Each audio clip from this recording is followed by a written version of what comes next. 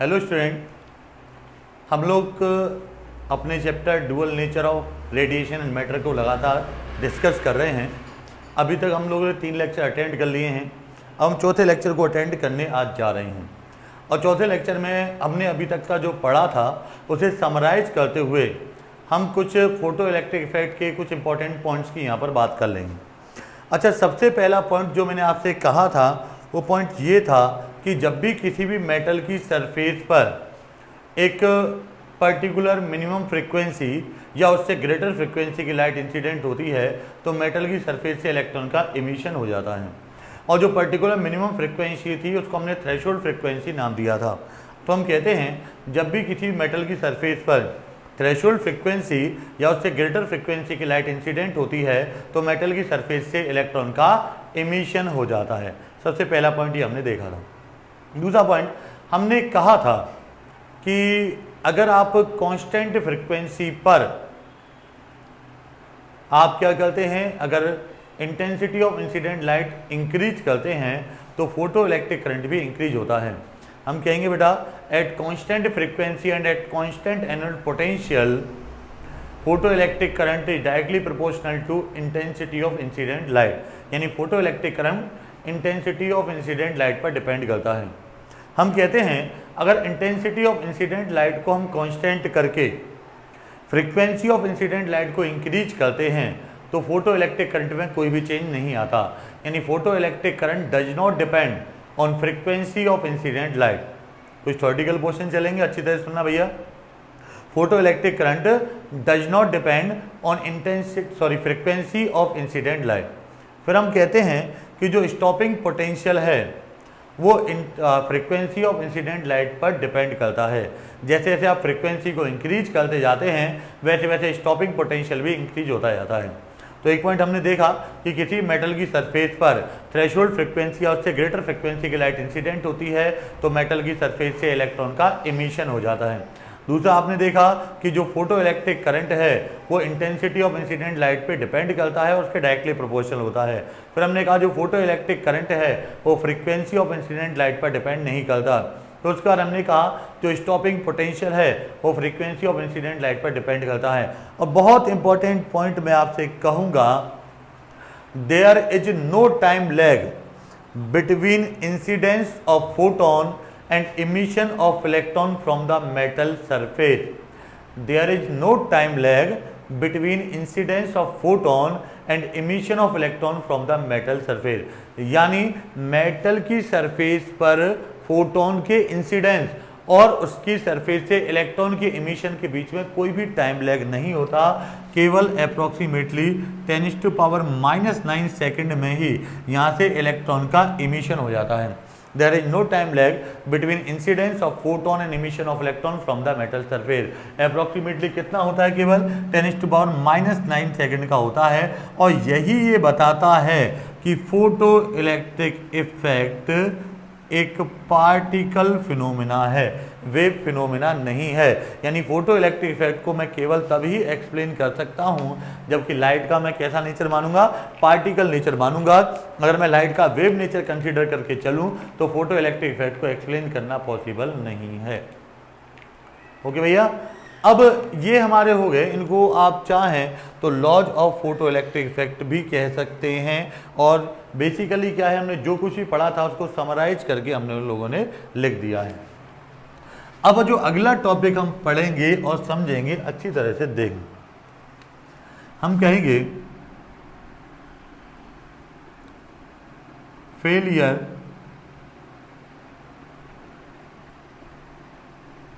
of wave theory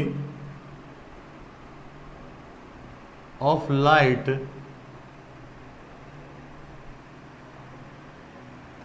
to explain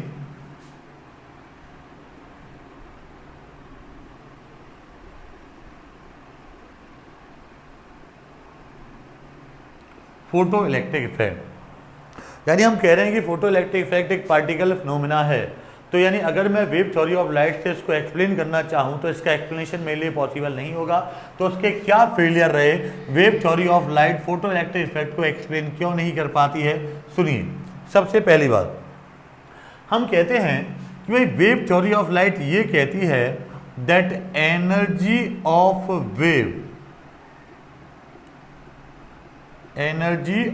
wave इसके amplitude पर depend करती है। एनर्जी ऑफ वेव किस पे डिपेंड करती है? इसके एम्पलीट्यूड पर डिपेंड करती है, वेव के एम्पलीट्यूड पर।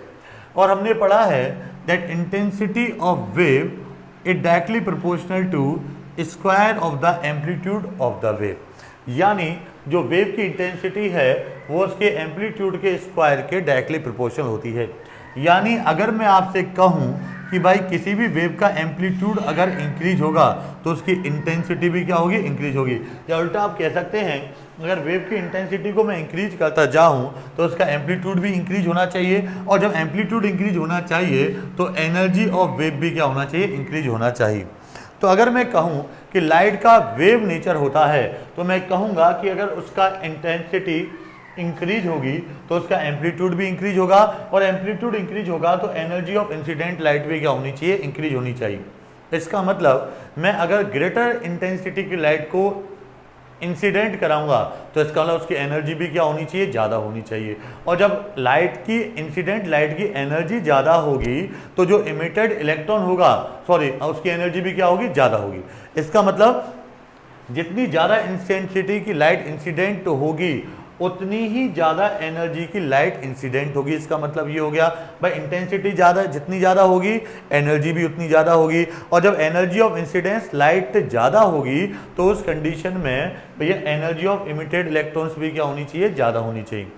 तो ये वेव थ्योरी ऑफ लाइट ये कहती है that energy of emitted electron should depend on intensity of incident light, but we all know that according to fact of photoelectric effect, energy of light does not depend on intensity of incident light, it depends on frequency of incident light। बताया था मैंने आपको बेटा, intensity से अपन लोग क्या लेंगे? Number of photon incident per unit time, याद होगा ना अच्छी तरह से आपको। और मैंने कहा था फ्रीक्वेंसी से पर क्या डिपेंड करेगा? एनर्जी ऑफ फोटोन डिपेंड करेगा। तो हमने फोटो इलेक्ट्रिक इफेक्ट के कंसेप्ट में ये पढ़ा है कि भैया जो एनर्जी ऑफ फोटोन होती है यानी एनर्जी ऑफ इंसिडेंट लाइट होती है वो उसकी इंटेंसिटी पे डिपेंड नहीं करती, वो तो फ्रीक्वेंसी पे डिपेंड करती है। जबकि वेव थ्योरी ऑफ लाइट ये कहती है कि energy of light should depend on intensity of incident light. ठीक है, तो पहली बात यहाँ फेल हो गई। दूसरा क्या है, अभी मैंने आपको बताया था कि वेव थ्योरी ऑफ लाइट ये कहती है that energy of light should depend on intensity of incident light, यानी जो एनर्जी ऑफ लाइट वेव है वो इंटेंसिटी पे डिपेंड करती है। इसका मतलब अगर मैं ग्रेटर इंटेंसिटी की लाइट को इंसिडेंट कराऊंगा तो इसका मतलब ग्रेटर एनर्जी वाली लाइट हो गई, यानी एक हाई एनर्जी वाली लाइट क्या हो रही है? इंसिडेंट हो रही है। और जब हाई एनर्जी वाली लाइट इंसिडेंट होगी तो डेफिनेटली मेटल की सरफेस से इलेक्ट्रॉन क्या हो जाएगा? एमिट हो जाना चाहिए। भाई वेव थ्योरी ऑफ लाइट ये कहती है that energy of light depends on intensity of the wave. अब देखो यहाँ पर हम सिंपल सा कह रहे हैं कि भाई अगर हायर इंटेंसिटी की लाइट को आप इंसिडेंट कराएंगे इसका मतलब हायर एनर्जी वाली लाइट हो गई, और जब हाई एनर्जी की लाइट किसी मेटल की सरफेस पर इंसिडेंट होगी तो मेटल के इलेक्ट्रॉन्स को एनर्जी मिल जाएगी, और एनर्जी लेके इलेक्ट्रॉन तुरंत ही मेटल की सरफेस से क्या हो जाएंगे? इमिट हो जाएंगे।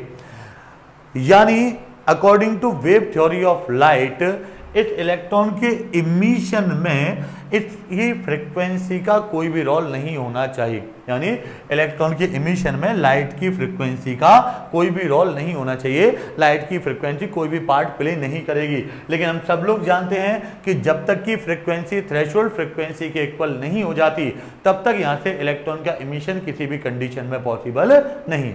तो 2 पॉइंट हो गए बेटा, दोनों ही हमारे इंटेंसिटी पर डिपेंड कर रहे हैं। अब थर्ड पॉइंट देखिए, थर्ड पॉइंट हम कहते हैं बेटा पार्टिकल और वेव में एक डिफरेंस होता है। जैसे मैं कहूँ कि भाई ये कोई वेव है, यानी ये कोई भी आपकी सरफेस है और सरफेस पर कोई वेव इंसिडेंट हो रही है, तो वेव बेटा इस सरफेस के सारी पार्टिकल्स के बीच में अपनी एनर्जी को इक्वली डिस्ट्रीब्यूट कर देगी। यानी वेव जब भी किसी भी सरफेस पर इंसिडेंट होती है तो सरफेस पर जितने भी पार्टिकल्स होते हैं उन पार्टिकल्स के बीच में वो अपनी एनर्जी को क्या कर देती है? इक्वली डिस्ट्रीब्यूट कर देती है। जबकि पार्टिकल के केस में क्या होता है, जैसे यहाँ से कोई भी पार्टिकल आएगा तो जिस पार्टिकल से आके कोलाइड करेगा केवल और केवल उसी पार्टिकल को अपनी एनर्जी ट्रांसफर करेगा। बहुत इंपॉर्टेंट डिफरेंस है, सुने। वेव जब भी किसी भी सरफेस पर इंसिडेंट होती है तो सरफेस के जितने भी पार्टिकल्स होते हैं उन सभी पार्टिकल्स के बीच में वो अपनी एनर्जी को इक्वली डिस्ट्रीब्यूट कर देती है। जबकि जब पार्टिकल किसी भी सरफेस पर इंसिडेंट होता है तो वो जिस पार्टिकल से जाके कोलाइड करता है उस पार्टिकल को अपनी पूरी की पूरी एनर्जी ट्रांसफर कर देता। अब मैं आपसे कहूं कि भाई सपोज करो बेटा ये कोई मेटल की सरफेस है, मेटल की सरफेस पर 1 2 3 4 5 6 7 8 9 10 इलेक्ट्रॉन्स हैं। एग्जाम्पल कह रहा हूं मैं, आप बोलो था मेटल सरफेस पे 10 इलेक्ट्रॉन होते हैं क्या? ऐसा कुछ नहीं। अब मैं आपसे कह रहा हूं कि इन इलेक्ट्रॉन्स को यहां से इमिट होने के लिए 10 इलेक्ट्रॉन वोल्ट एनर्जी की रिक्वायरमेंट है।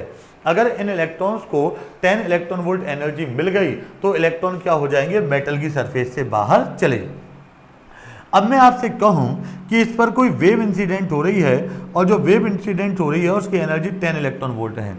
जब इसकी एनर्जी 10 इलेक्ट्रॉन वोल्ट है तो ये वेव तो इस 10 इलेक्ट्रॉन वोल्ट एनर्जी को यूनिफॉर्मली डिस्ट्रीब्यूट कर देगी इन सबके बीच में। अब 10 इलेक्ट्रॉन वोल्ट टोटल एनर्जी थी और टोटल नंबर ऑफ इलेक्ट्रॉन्स भी कितने हैं? 10 है।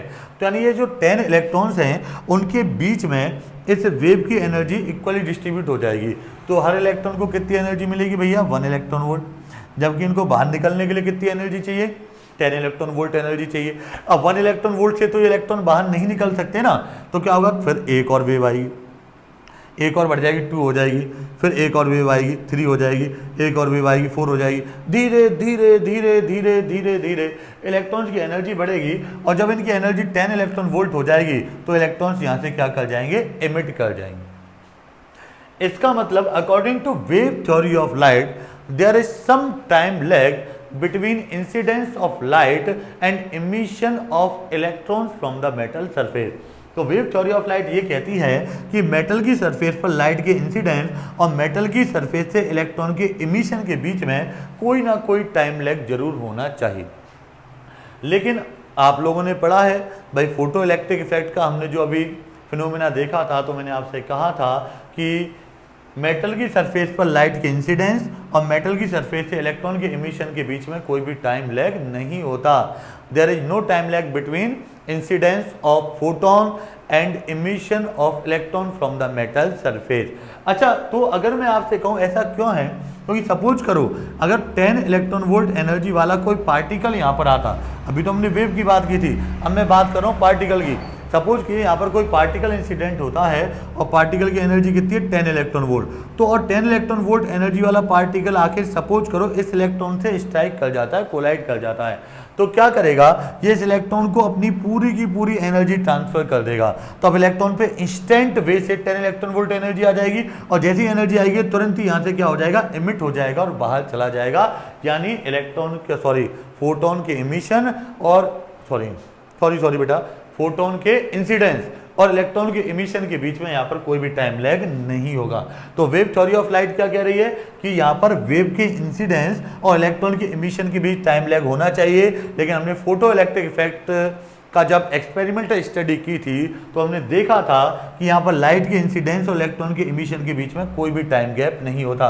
और वो कब हो सकता है? जब लाइट किसके फॉर्म में हो? पार्टिकल के फॉर्म में। क्योंकि पार्टिकल अगर आएगा तो जिस पार्टिकल से आके कोलाइड करेगा उस पार्टिकल को अपनी पूरी की पूरी एनर्जी ट्रांसफर कर देगा। यानी किसी भी एक इलेक्ट्रॉन को अपनी पूरी एनर्जी ट्रांसफर कर देगा, वो इलेक्ट्रॉन से एनर्जी को ले लेगा और तुरंत ही मेटल की सरफेस से बाहर चला जाएगा। तो इसका मतलब बेटा जो वेव थ्योरी ऑफ लाइट है वो फोटो इलेक्ट्रिक इफेक्ट को एक्सप्लेन नहीं कर पाती। फोटो इलेक्ट्रिक इफेक्ट को एक्सप्लेन कौन करता है?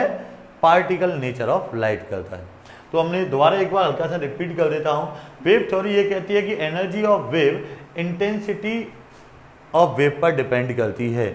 तो यानी energy of light should depend of intensity of light wave. तो अगर मैं लाइट वेव की इंटेंसिटी को इंक्रीज कर दूंगा तो एनर्जी ऑफ वेव क्या होनी चाहिए? लाइट इंक्रीज होनी चाहिए। और अगर बेटा यहाँ पर क्या होगा?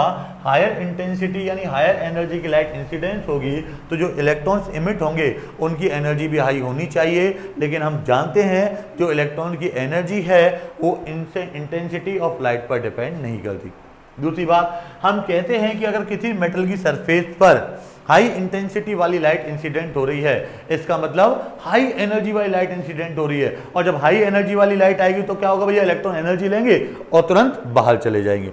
यानी इसकी फ्रीक्वेंसी क्या है, इसके ऊपर कोई भी डिपेंडेंसी नहीं होगी। फ्रीक्वेंसी कम हो ज़्यादा हो, हाई एनर्जी की अगर लाइट आएगी तो डेफिनेटली यहाँ से क्या होना चाहिए, इलेक्ट्रॉन का इमिशन होना चाहिए। लेकिन आप सबने और हम सबने पढ़ रखा है कि मेटल की सरफेस से इलेक्ट्रॉन का इमिशन तब तक पॉसिबल नहीं है जब तक कि फ्रीक्वेंसी थ्रेशोल्ड फ्रीक्वेंसी के इक्वल नहीं होती। और फाइनली मैंने आपको वेव थ्योरी ऑफ लाइट के अकॉर्डिंग बताया था, there should be some time lag between incidence of light and emission of electron from the metal surface, but according to concept of photoelectric effect, we all know that there is no time lag between incidence of light and emission of electron from the metal surface। तो ये सारे चीज़ें अपने को ये बताती हैं कि जो लाइट, जो वेव थ्योरी ऑफ लाइट है वो फोटो इलेक्ट्रिक इफेक्ट को एक्सप्लेन नहीं करती। यानी जो फोटो इलेक्ट्रिक इफेक्ट है वो definitely and definitely particle nature of light से ही एक्सप्लेन किया जा सकता है। ओके बेटा, आगे समझ में। अब जो अगला टॉपिक हम लोग पढ़ेंगे वो होगा कंसेप्ट ऑफ फोटोन। बेटा इसमें बहुत छोटे छोटे अब टॉपिक्स हैं। एक बड़ा टॉपिक तो लास्ट में आएगा, डेविसन जर्मर एक्सपेरिमेंट। ये शायद इसके बाद मैं 2 लेक्चर और लूँगा इसको कंप्लीट करने में। नेक्स्ट 2 लेक्चर्स में ये आपका चैप्टर कंप्लीट हो जाएगा, उसके बाद हमको अगला चैप्टर स्टार्ट कर देंगे। ठीक है, अब मैं ये सोच रहा हूँ इसके बाद कोई इंटरेस्टिंग सा चैप्टर स्टार्ट करूँ, तो आप मुझे कमेंट करके बताना इसके बाद आप कौन सा चैप्टर पढ़ना चाहते हैं। ठीक है, अगर आप नहीं बताएंगे तो मैं तो अपने अकॉर्डिंग बहुत बढ़िया इंटरेस्टिंग चैप्टर स्टार्ट करूंगा और आपको बहुत मज़ा आएगा पढ़ने में। या तो हम रे ऑप्टिक्स को स्टार्ट करेंगे या हम इलेक्ट्रॉनिक्स को स्टार्ट करेंगे, बहुत अच्छे दोनों चैप्टर। ठीक है, अच्छा इधर देखिए, अब जो अगला टॉपिक हम पढ़ेंगे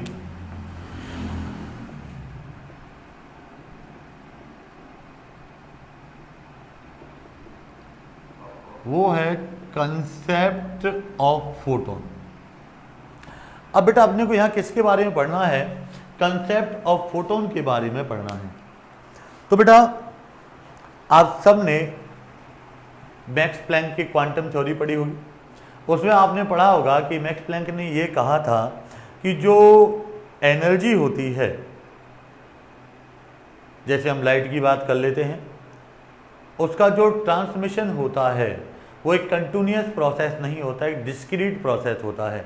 यानी जो एनर्जी है, यानी जो लाइट है, वो एनर्जी के पैकेट्स या बंडल्स के फॉर्म में ट्रांसफ़र होती है। यानी उन्होंने कह दिया कोई भी लाइट सोर्स है, जैसे यहाँ हमारी ट्यूबलाइट लगी हुई है, आपका सन है, किसी भी लाइट सोर्स से जो लाइट का इमिशन होता है वो एक कंटिन्यूअस प्रोसेस के फॉर्म में नहीं होता, वो छोटे छोटे सेगमेंट के फॉर्म में होता है, डिस्क्रीट प्रोसेस होता है, यानी एनर्जी के पैकेट्स या बंडल्स के फॉर्म में होता है। और उसको उन्होंने क्या नाम दिया था, क्वांटम नाम दिया था। इसके बाद आइंस्टाइन ने कहा कि भाई जो रेडिएशन होता है ना वो खुद ही डिस्क्रीट होता है, यानी ऐसा नहीं है कि उसका ट्रांसफ़र ही डिस्क्रीट हो रहा है, वो खुद ही क्या होता है, डिस्क्रीट होता है, एनर्जी के छोटे छोटे पैकेट्स यानी स्मॉल पैकेट्स और बंडल्स के फॉर्म में होता है, और उसको उन्होंने नाम दे दिया था फोटोन। ठीक है, यानी मैक्स प्लैंक ने क्या कहा, जो लाइट का इमिशन होता है, ट्रांसमिशन होता है, लाइट का ट्रांसफ़र होता है, वो एक कंटिन्यूस प्रोसेस ना होकर डिस्क्रीट प्रोसेस होता है, एनर्जी के पैकेट्स या बंडल्स के फॉर्म में होता है। इसको उन्होंने क्या नाम दिया था, क्वांटम नाम दिया था। आइंस्टाइन ने आगे जाके कह दिया कि रेडिएशन खुद ही कैसा होता है, डिस्क्रीट होता है, क्वांटाइज्ड होता है, वो छोटे छोटे पैकेट्स या बंडल के फॉर्म में होता है। और जो सबसे छोटा पैकेट या बंडल होता है उसको उन्होंने क्या नाम दिया था, फोटोन नाम दिया था। अब फोटोन के बारे में ज़रा हम कुछ मेन पॉइंट्स पढ़ लेते हैं, समझ लेते हैं, क्योंकि फोटोन ये हमारे लिए बहुत ही इम्पोर्टेंट टॉपिक हो जाता है। सबसे पहले हम कहते हैं जो फोटोन होता है उसका बेटा जो रेस्ट मास होता है वो 0 होता है, बट हम कहते हैं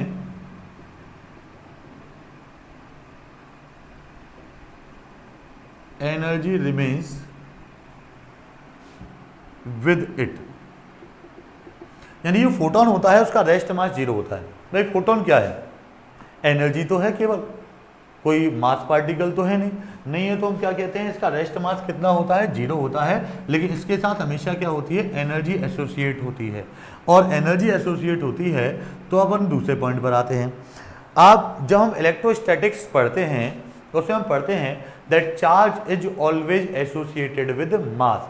जब चार्ज हमेशा मास के साथ होता है, आप कह रहे हैं इसका मास कितना होता है 0, और क्योंकि इसका मास 0 होता है इसलिए ये कैसा होता है इलेक्ट्रिकली न्यूट्रल होता है। ठीक है, पहला पॉइंट हमने कह दिया, जो फोटोन होता है उसका रेस्ट मास 0 होता है, लेकिन इसके साथ क्या होती है एनर्जी एसोसिएट होती है।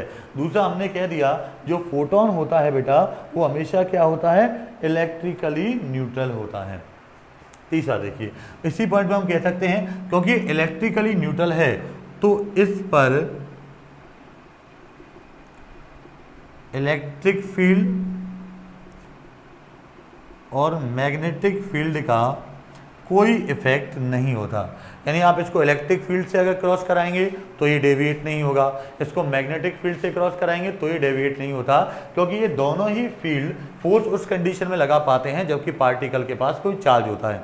अब क्योंकि इसका रेस्ट मास 0 है तो इस पर चार्ज भी 0 है, चार्ज 0 है तो ना तो इस पर इलेक्ट्रिक फील्ड का कोई इफेक्ट पड़ेगा और ना इस पर मैग्नेटिक फील्ड का कोई इफेक्ट पड़ेगा। तीसरा हम कहते हैं जो फोटोन है वो सारी पॉसिबल डायरेक्शन में, जितनी भी आप पॉसिबल डायरेक्शन की बात करते हैं, सारी पॉसिबल डायरेक्शन में स्पीड ऑफ लाइट से मूव करता है। स्पीड ऑफ लाइट आप सब जानते हैं कितना होता है 3 × 10⁸ मीटर पर सेकेंड होता है। हमेशा याद रखें बेटा कितना होता है 3 × 10⁸ मीटर पर सेकेंड। तो 3 इंपॉर्टेंट पॉइंट, इसका रेस्ट मास 0 होता है, इसके साथ हमेशा क्या होती है एनर्जी होती है। दूसरा ये इलेक्ट्रिकली न्यूट्रल होता है, और क्योंकि इलेक्ट्रिकली न्यूट्रल होता है तो ना इसके ऊपर इलेक्ट्रिक फील्ड का कोई इफेक्ट पड़ता है ना इसके ऊपर मैग्नेटिक फील्ड का कोई इफेक्ट पड़ता है। दूसरा हम कहते हैं कि फोटोन सारी पॉसिबल डायरेक्शन में हमेशा लाइट की स्पीड से मूव करता है, और स्पीड ऑफ लाइट कितनी होती है 3 × 10⁸ मीटर पर सेकेंड। जब भी हम कहते हैं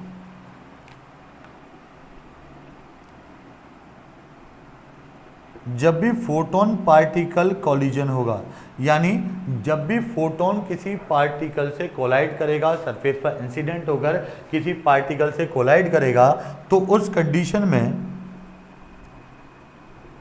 टोटल एनर्जी और टोटल मोमेंटम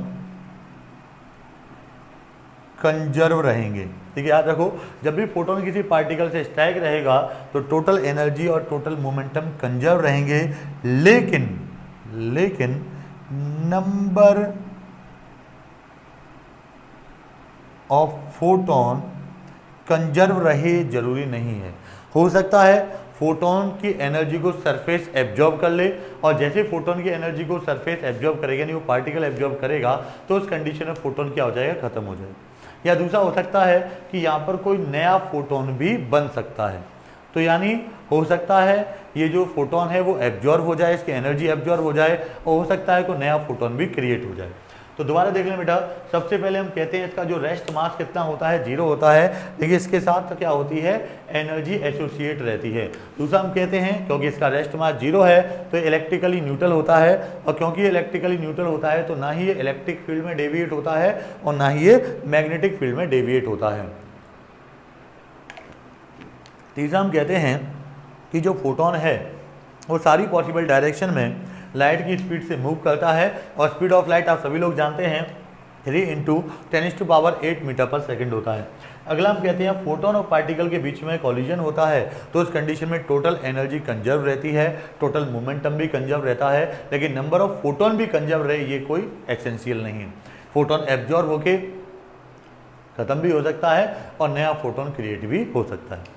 अगला हम कहते हैं जब भी फोटोन किसी सरफेस पर इंसिडेंट होता है, जब भी फोटोन किसी सरफेस पर जाता है तो इसकी जो एंटायर एनर्जी है पूरी की पूरी एनर्जी एब्जॉर्ब होती है, इसके किसी एक पार्ट का एब्जॉर्प्शन नहीं होता। ऐसा नहीं है कि जब फोटोन जो आया, अगर सपोज कि फोटोन की एनर्जी 10 इलेक्ट्रॉन वोल्ट है तो पूरी की पूरी 10 इलेक्ट्रॉन वोल्ट एनर्जी का ही एब्जॉर्प्शन होगा। ऐसा नहीं हो सकता कि भाई 8 इलेक्ट्रॉन वोल्ट तो एब्जॉर्ब कर ली और 2 इलेक्ट्रॉन वोल्ट फोटोन के पास रह गई, तो ये गलत है। हम कहते हैं जब भी फोटोन किसी भी सरफेस पर इंसिडेंट होता है तो उस कंडीशन में फोटोन की पूरी एनर्जी का ही एब्जॉर्प्शन होता है, उसके किसी पार्ट का नहीं होता। 10 इलेक्ट्रॉन वोल्ट है तो 10 इलेक्ट्रॉन वोल्ट पूरी की पूरी एनर्जी ये किसी एक इलेक्ट्रॉन को ट्रांसफर कर देगी। ठीक है बेटा, इसके बाद हम कहते हैं कि जो फोटोन की एनर्जी होती है वो बेटा फ्रीक्वेंसी के डायरेक्टली प्रोपोर्शनल होती है। दोबारा सुन लें, एनर्जी किसके प्रोपोर्शनल होती है? फ्रीक्वेंसी की। हाँ सॉरी 50.5 फ्रीक्वेंसी के डायरेक्टली प्रोपोर्शनल होती है, तो ई प्रोपोर्शनल किसके हो जाएगा? न्यू के। पूरी फिजिक्स में जब भी हम प्रोपोर्शनल साइन को हटाते हैं तो एक कांस्टेंट आता है, यहाँ कांस्टेंट आता है एच। इस एच को हम कहते हैं प्लैंक कांस्टेंट और इसकी वैल्यू होती है 6.62 इंटू 10⁻⁻34 जूल इंटू सेकेंड। याद रखना बेटा, हम कहते हैं जो फोटोन की एनर्जी होती है वो फ्रीक्वेंसी के डायरेक्टली प्रोपोर्शनल होती है। पूरी फिजिक्स में जब भी हम प्रोपोर्शनल साइन को रिप्लेस करते हैं तो एक कांस्टेंट से रिप्लेस करते हैं। कांस्टेंट यहाँ पर आता है एच, और एच को हम लोग क्या कहते हैं? प्लैंक कांस्टेंट कहते हैं, जिसकी वैल्यू होती है 6.62 इंटू 10⁻⁻34 जूल इंटू सेकेंड। अच्छा बेटा, जो न्यू होता है ना वो c अपॉन लेमडा के इक्वल होता है, ये आपने 11th क्लास में ही पढ़ लिया था। c है स्पीड ऑफ लाइट और लेमडा आपका क्या होता है? वेवलेंथ होता है। तो बेटा ई का फॉर्मूला आप चाहे तो एच न्यू यूज कर सकते हैं, चाहे S C upon lambda use कर सकते हैं। ये बेटा कुछ फोटोन के बारे में इंपॉर्टेंट कंसेप्ट होगी। अच्छा, अगर हम यहाँ से देखें तो आपने कह दिया भाई ई न्यू के डायरेक्टली प्रोपोर्शनल है। जब ई न्यू के डायरेक्टली प्रोपोर्शनल है तो अगर मैं ई और न्यू के बीच में कर्व प्लॉट करूंगा तो भैया इस तरह से आएगा स्ट्रेट लाइन। और आपने यहाँ से देखा, यहाँ से मैं ये भी तो कह सकता हूँ that E is inversely proportional to lambda. भाई एच क्या है? प्लैंक कांस्टेंट, एक कांस्टेंट वैल्यू हो गया। Speed of light in vacuum भी क्या हो जाएगा? कांस्टेंट वैल्यू हो जाएगी। तो ई इनवर्सली प्रोपोर्शनल लेमडा हो गया बेटा। तो अगर मैं ई के बीच में और लेमडा के बीच में कर्व प्लॉट करूंगा तो कैसा आएगा? Rectangular hyperbolic. ठीक है, तो देखिए हमने ई और न्यू के बीच में कर्व प्लॉट किया किस कंसेप्ट से? That E directly proportional to nu. और जब ये इसके डायरेक्टली प्रोपोर्शनल है तो इन दोनों के बीच कर्व कैसा होना चाहिए? आपका स्ट्रेट लाइन होना चाहिए। दूसरा आपने देखा कि वेवलेंथ की इनवर्सली प्रोपोर्शनल आ रहा है, और क्योंकि ये वेवलेंथ की इनवर्सली प्रोपोर्शनल है तो इनके बीच में कर्व कैसा आएगा? Rectangular hyperbolic curve. अच्छा, आप बोले सर मोमेंटम भी बता दो, इसका कितना होता है फोटोन का? तो देखो बेटा, मोमेंटम का फॉर्मूला होता है P equal to E upon C, यानी एनर्जी अपॉन में क्या हो जाता है भैया? आपका स्पीड ऑफ लाइट। अगर आप मोमेंटम के फॉर्मूले की बात करें तो क्या आएगा? Energy upon speed of light. तो एनर्जी का फॉर्मूला क्या है? एच न्यू अपॉन में कितना हो जाएगा? सी। तो यानी आप इसके मोमेंटम का फॉर्मूला लिखना चाहें तो P इक्वल टू आप क्या लिख देंगे? ई अपॉन सी, या आप लिख सकते हैं एच न्यू अपॉन सी। और भी सॉल्व कर सकते हो भैया, मन कर रहा हो तो देखो भैया और सॉल्व करके दिखा देते हैं। और सॉल्व करके हम इसमें क्या लिख सकते हैं उसे आप अच्छी तरह से देखिए और समझिए। अच्छा, एच न्यू अपॉन सी, अभी अभी आपने कहा भाई हमने तो एक चीज़ और पढ़ी थी कि न्यू तो सी अपॉन लेमडा के इक्वल होता है, तो सी से सी कैंसिल हो गया तो एच अपॉन लेमडा भी लिख सकते हैं। ठीक है, तो P इक्वल टू क्या हो जाएगा? ई अपॉन सी हो जाएगा। एनर्जी आपने पढ़ा एच न्यू होता है, तो आप यहाँ पर चाहें तो एच न्यू अपॉन सी कह सकते हैं भैया। फिर न्यू आप जानते हैं सी अपॉन लेमडा होता है, सी अपॉन लेमडा लिख दिया तो आपने सी से सी को कैंसिल कर दिया, तो P इक्वल टू क्या आ गया? यहाँ से एच अपॉन लेमडा अपने पास आ गया। तो बेटा ये कंसेप्ट ऑफ फोटोन टॉपिक हमारा कंप्लीट हो गया। अब हम आएंगे आइंस्टाइन की इक्वेशन पर। आइंस्टाइन की जो इक्वेशन है वो इसमें बहुत इंपॉर्टेंट हो जाती है बेटा, क्योंकि अब इसमें चैप्टर में कुछ 2-4 इंपॉर्टेंट पॉइंट ही बचे हैं। एक आइंस्टाइन की इक्वेशन हो जाती है, एक डी ब्रोगली हाइपोथेसिस हो जाती है, और एक डेविसन जर्मर एक्सपेरिमेंट हो जाता है। तो अभी मान के चलो कि 30 मिनट्स के केवल 2 वीडियो और हैं और ये चैप्टर कंप्लीट हो जाएगा अपना। तो एक वीडियो मैं आपको कल अपलोड कर दूंगा, एक परसों कर दूंगा, परसों इस चैप्टर को कंप्लीट कर दूंगा। मैंने अभी आपसे एक बात कही थी कि इसके बाद आप मुझे कमेंट करके बता देना कि आप कौन सा चैप्टर पढ़ना चाहते हैं। ये कमेंट बॉक्स में आप लोग कमेंट कर सकते हैं, उसी चैप्टर को मैं स्टार्ट कर दूंगा। और हाँ, इसके बाद ज़रा मैं एक चीज़ आपसे कहूँगा कि मैं आपको आपकी बुक के न्यूमेरिकल भी सारे करा दूँ। एक लेक्चर और लूँगा जिसमें मैं आपकी बुक के सारे न्यूमेरिकल आपको सॉल्व करके यहाँ पर दिखा दूंगा, जिससे आप न्यूमेरिकल को अपने आप भी सॉल्व कर सकें। और अगर आप मुझे नहीं बताएंगे तो मैंने आपसे कहा है मैं दो में से एक चैप्टर स्टार्ट करूँगा, या तो रे ऑप्टिक्स स्टार्ट करूँगा या इलेक्ट्रॉनिक्स स्टार्ट करूँगा। बहुत इंपॉर्टेंट दोनों ही चैप्टर। ठीक है बेटा, तो नेक्स्ट क्लास में हम लोग मिलते हैं। उससे पहले अगर हो सके तो आप कमेंट करके मुझे बता देना आप कौन सा चैप्टर पढ़ना चाहते हैं। बाय बेटा।